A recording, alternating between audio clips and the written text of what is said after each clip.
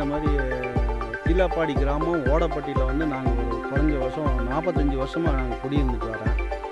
இது வரைக்கும் இந்த மாதிரி ஓடைகளில் வந்து ஒரு கழிவு நீர் கலந்து இந்த மாதிரி வந்தது நான் பார்த்ததே கிடையாது. இதனால் பல தொற்று நோய்கள்லாம் வந்துட்டு ரொம்ப பாதிப்படைகிறோம் நாங்கள்லாம். போர்வெல்லே வந்து பார்த்திங்கன்னா ரொம்ப கழிவு நீராக தான் போர்வெல்லே வருது.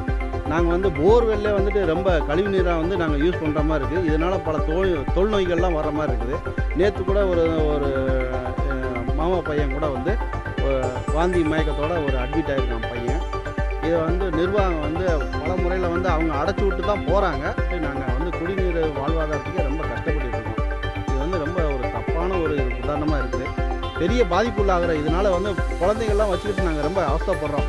இது வந்து குடிநீருக்கோ இல்லை கொசு இந்த மாதிரி தொல்லைகளுக்கும் ரொம்ப பாதிப்பாக இருக்குது எங்களுக்காண்டி.